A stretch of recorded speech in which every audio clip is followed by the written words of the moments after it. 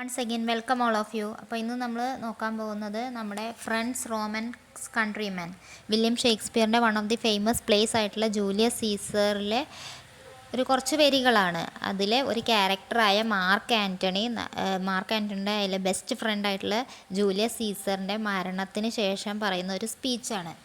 അപ്പോൾ അതിൻ്റെ കഥ എങ്ങനെയാണ് വരുന്നത്? വില്യം ഷേക്സ്പിയറിൻ്റെ ജൂലിയസ് സീസർ എന്ന് പറയുന്നത് ഒരു ഭരണാധികാരിയായിരുന്നു റോമിലത്തെ. അപ്പോൾ സീസറിനെ കൊലപ്പെടുത്തുകയാണ്, അല്ലെങ്കിൽ അസാസിനേറ്റ് ചെയ്യുകയാണ് സീസറിൻ്റെ ഫ്രണ്ടായ ബ്രൂട്ടസും കുറച്ച് ആൾക്കാരും കൂടിയിട്ട്. അപ്പോൾ ഈ ബ്രൂട്ടസ് അതിനുള്ള റീസൺസ് ഒക്കെ പറഞ്ഞ് ജനങ്ങളോട് പറയുകയാണ്, സീസർ ജനങ്ങൾക്കെതിരെ പോയതുകൊണ്ടാണ് കൊലപ്പെടുത്തിയത് എന്നുള്ളതൊക്കെ പറഞ്ഞ് ജനങ്ങളെ പറഞ്ഞ് മനസ്സിലാക്കാൻ നോക്കി. ആ ഒരു ടൈമിലാണ് നമ്മുടെ മാർക്ക് ആൻ്റണി, ജൂലിയസ് സീസറിൻ്റെ ഉറ്റ സുഹൃത്തായ മാർക്ക് ആൻ്റണി വന്നിട്ട് പറയുകയാണ്, എനിക്ക് കുറച്ച് ഒരു സ്പീച്ച് നടത്താനുണ്ട് എൻ്റെ സുഹൃത്തിൻ്റെ മരണത്തിൽ. അപ്പോൾ ഓക്കെ എന്ന് പറഞ്ഞിട്ട് അങ്ങനെ മാർക്ക് ആൻ്റണി പറയുന്ന സ്പീച്ചാണ് നമുക്ക് പഠിക്കാനുള്ളത്. മാർക്ക് ആൻ്റണി ആദ്യം തന്നെ പറയുകയാണ്, friends Romans countrymen lend your ears. അപ്പോൾ എന്താണ് ചെവി തരൂ എന്ന് അതെന്താണെന്ന് വെച്ചാൽ ഞാൻ പറയുന്നത് നിങ്ങളൊന്ന് ശ്രദ്ധിക്കൂ എന്നുള്ള ഒരു അർത്ഥത്തിലാണ്. പിന്നെ അതുപോലെ മാർക്ക് ആൻ്റണിക്ക് ഇവിടെ വേറൊരു ഇതും കൂടിയും പറഞ്ഞിട്ടുണ്ടായിരുന്നു, മാർക്ക് ആൻ്റണി ബ്രൂട്ടസിനെ കുറ്റപ്പെടുത്തി സംസാരിക്കാൻ പാടില്ല. അപ്പോൾ മാർക്ക് ആൻ്റണി അതൊക്കെ ഇത് മനസ്സിൽ വെച്ചുകൊണ്ട് അതിനനുസരിച്ചിട്ടാണ് സംസാരിക്കുന്നത്. അപ്പോൾ ഒരു തരം പരിഹാസം, നിങ്ങൾ വെർബൽ ഐറണി എന്ന് പഠിച്ചിട്ടുണ്ടായിരിക്കും. അപ്പോൾ വെർബൽ ഐറണിയാണ് ഇവിടെ. ഒന്ന് പറഞ്ഞിട്ട് വേറെ എന്തോ ഉദ്ദേശിക്കുക, അല്ലെങ്കിൽ ജസ്റ്റ് ഓപ്പോസിറ്റ് ഉദ്ദേശിക്കുക എന്നുള്ളതാണ് ഇവിടെ. അപ്പോൾ ആൻ്റണി സ്പീച്ച് തുടങ്ങുന്നത് ഒരു കണക്ഷൻ കിട്ടാൻ വേണ്ടിയിട്ടാണ്, ഫ്രണ്ട്സ് റോമൻസ് കൺട്രിമെൻ എന്ന് പറയുന്നത്. അത് കഴിഞ്ഞിട്ട് ഫസ്റ്റ് തന്നെ പറയുന്നത്, എൻ്റെ ഈ ഒരു സ്പീച്ച് എന്ന് പറയുന്നത് ഒരു വിലാപം അല്ലെങ്കിൽ സങ്കടം ബോധിപ്പിക്കാൻ വേണ്ടിയിട്ടാണ്, അല്ലാതെ സീസറിൻ്റെ ഡെത്തിനെ ഞാൻ ആഘോഷിക്കുകയല്ല. അപ്പോൾ ഈ പറഞ്ഞതിൽ തന്നെ എന്തോ ഒരു ഇതുണ്ട്, കാരണം ബ്രൂട്ടസ് എന്താണ് സീസറിൻ്റെ ഡെത്തിനെ ആഘോഷിക്കുകയാണ്. പിന്നെ അത് കഴിഞ്ഞിട്ട് പറയാണ്, സാധാരണ മനുഷ്യന്മാർ ചെയ്ത തിന്മകളെയാണ് ഓർത്തിരിക്കുക, നന്മകളെ ഓർത്തിരിക്കില്ല. ആ ഒരു മനുഷ്യ സഹജമായ സ്വഭാവത്തെ പറ്റി പറയുകയാണ്.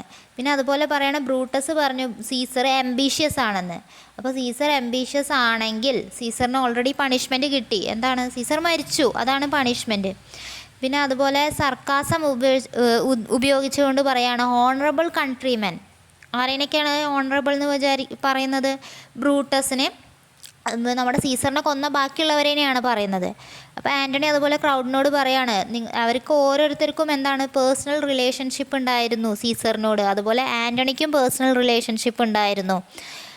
പിന്നെ അതുപോലെ നമ്മുടെ സീസറിൻ്റെ ആംബിഷൻ ബ്രൂട്ടസിന് ഒരു ഓണർ അല്ലെങ്കിൽ ഒരു പദവി കൊടുക്കുക എന്നുള്ളതായിരുന്നു.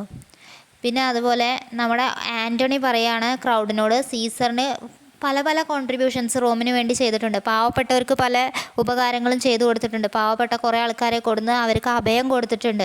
അതുപോലെ ഇത്രയും ആംബീഷ്യസ് ആയിരുന്നു നമ്മുടെ സീസർ എങ്കിൽ, അല്ലെങ്കിൽ ജൂലിയസ് സീസർ എന്തുകൊണ്ടാണ് 3 തവണ ജൂലിയസ് സീസറിന് കിരീടം അല്ലെങ്കിൽ രാജാവാനുള്ള അവകാശം കൊടുത്തിട്ട് അത് നിരസിച്ചു?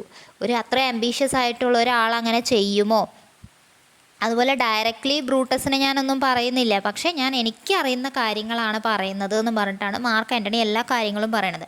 പിന്നെ അറ്റ് ലാസ്റ്റ് മാർക്ക് ആൻ്റണി പറയാണ്, ഇതൊക്കെയാണ്, നിങ്ങളൊരു കാര്യം ഒന്ന് ആലോചിച്ച് നോക്കൂ, നിങ്ങളൊക്കെ ഒരു കാലത്ത് ജൂലിയസ് സീസറിനെ വളരെ അധികം സ്നേഹിച്ചിരുന്നു. നമ്മൾ ഒരാളെ സ്നേഹിക്കണമെങ്കിൽ എന്തെങ്കിലും കാരണം ഉണ്ടായിരിക്കും, ഇതൊക്കെ ആലോചിച്ച് നോക്കൂ എന്നൊക്കെ പറഞ്ഞ് അറ്റ് ലാസ്റ്റ് പറയണം, എന്തൊക്കെ ആയാലും എൻ്റെ ഹൃദയം ജൂലിയസ് സീസറിൻ്റെ ഒപ്പമായിരിക്കും, എൻ്റെ ചങ്ങാതിയായ ജൂലിയസ് സീസറിൻ്റെ ഒപ്പം ആയിരിക്കും എന്ന് പറഞ്ഞിട്ടാണ് ഈ ഒരു സ്പീച്ച് അവസാനിപ്പിക്കുന്നത്. Okay, that's all. Thank you.